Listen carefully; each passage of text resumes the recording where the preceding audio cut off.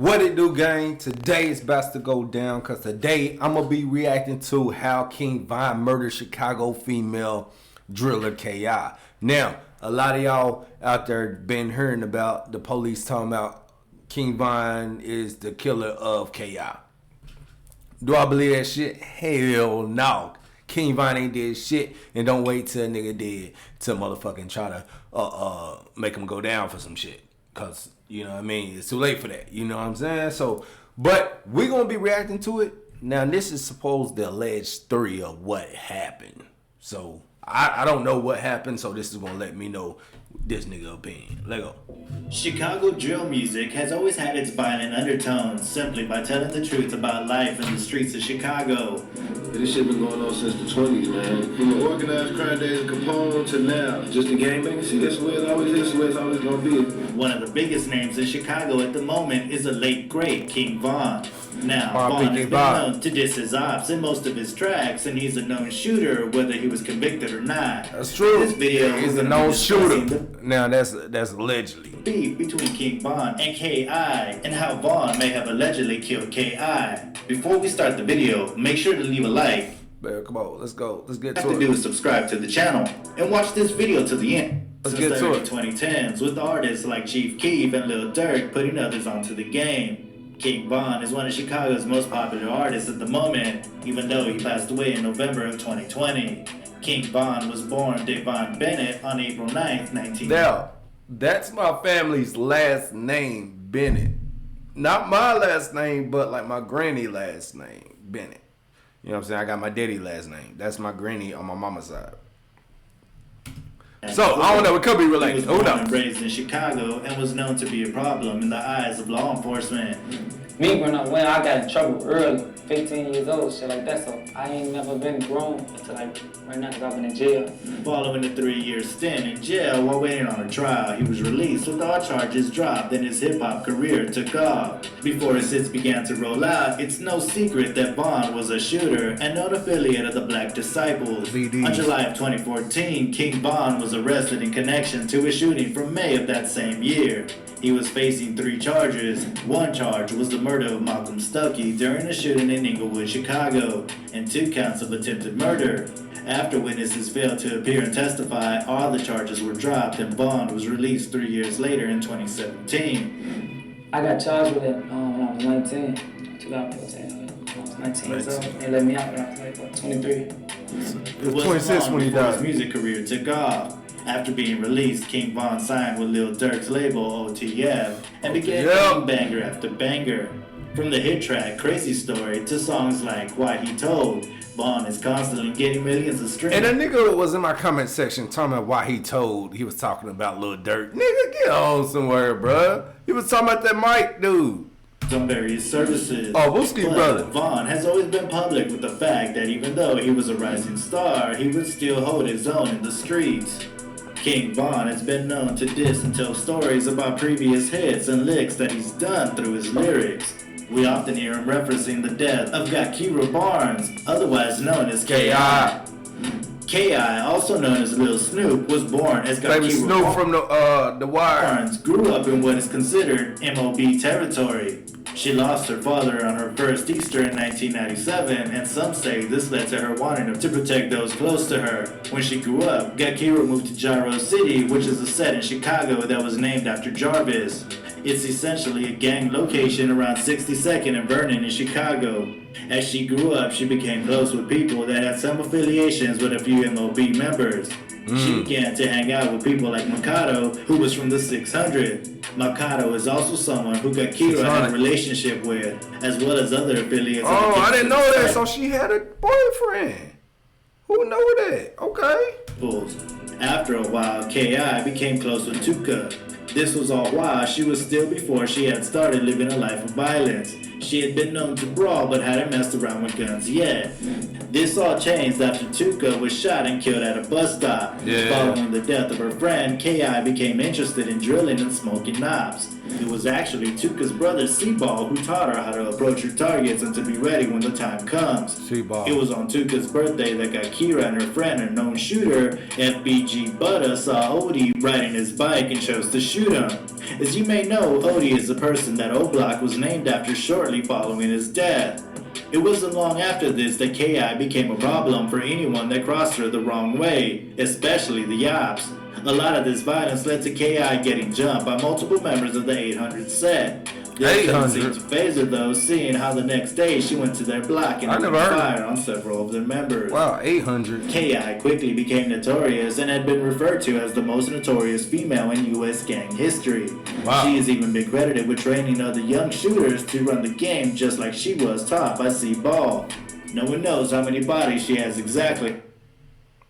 There you go with that. Nobody knows. Yeah, hey, look. That's good, because we don't fucking know shit. We don't know what she did.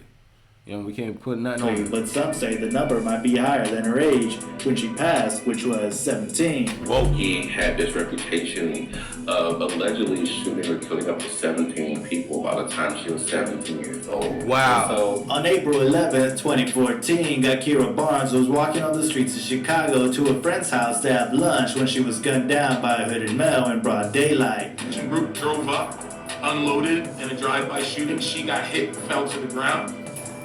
KI was one of 46 people that had been shot in Chicago during that same weekend. I guess that's why the city has a nickname as brutal as Chirac. Barnes was walking down the 6400 block of South Ebert Avenue near the infamous O Block when she was hit. Reports say that she was shot and collapsed onto a set of wooden stairs near where she had been walking. KI was hit 9 times in the neck, chest, and jaw. After the shooter fled the scene, a nearby neighbor attempted to stop the bleeding using a combination of pressure and a towel. But there was no luck there. Gakira Barnes, aka KI, was pronounced dead at the scene. No one has been arrested in connection to the crime. However, the murder had many turning to social media to share their opinions.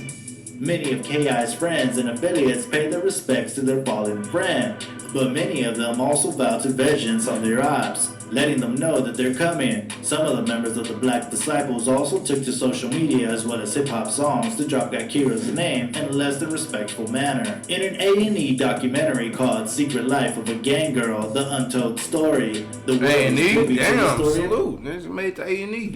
I mean, not salute, because this is a crazy situation, but... female gang assassin.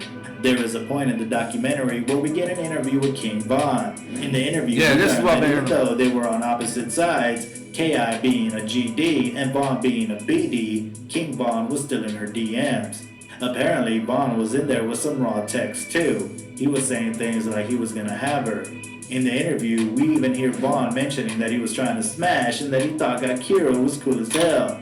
Could this have all been a front though? If he was trying to get with KI, why would he release tracks about her getting shot? I mean, I know she was in the rival set, and it's common in hip-hop to diss the dead ops. But why would you diss someone you were trying to get with, and when you can diss countless other ops that met the same fate that she did? Right. Some people think that King Von's attraction to KI was only a ploy, or an alibi if he ever needed one. Now, what's interesting is just a little while ago, Chicago PD officially named King Von as the killer of Gakira Barnes, aka KI. In newly shared documents, the public learned of witnesses that reportedly named Vaughn in the murder.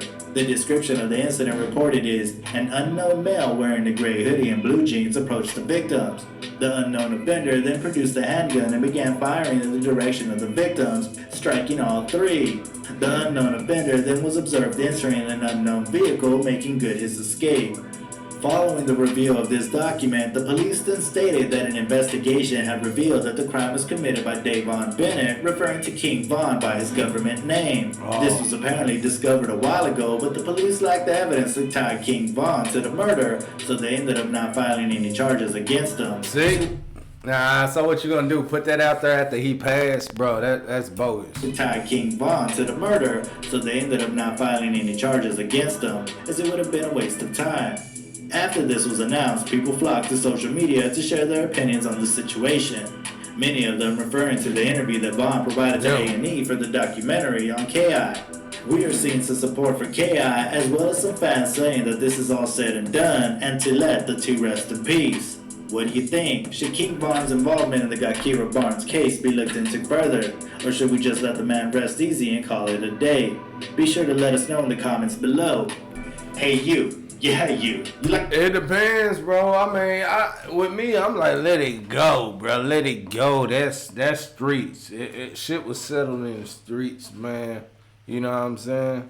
Y'all niggas gonna be looking at y'all just trying to find a way to pay the police. You know what I'm saying? Because if y'all gonna have investigators looking into the case, that means y'all gonna assign some investigators to look or detectives to look into the case, which means y'all gonna have to pay them for that job. So if that job ain't gonna result to shit, then that's free money. Hell, y'all might as well y'all might as well pay out that free money that y'all give these niggas, and put that money that y'all invest into this shit into some shit that's really gonna help somebody.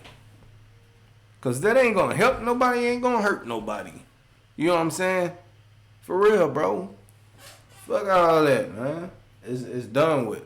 You know what I'm saying? Like, yeah, I mean, ain't nothing gonna go past what's going on now. Y'all keep saying we looking into the Tupac shooting and y'all ain't even finding nothing new. Hell, Vlad was the nigga who broke the news when he came out with Dude interview. Dudes came out telling everything that happened in the whole Tupac case. When Dude got out of jail, the dude who got out, who said my nephew was the one who did it and all that little shit. So that's how I feel. You know what I mean? But that was my reaction, alright? And that was how King Von murdered Chicago female driller KI allegedly. You feel me? Hopefully y'all enjoy this thing, but I'm out. Gang.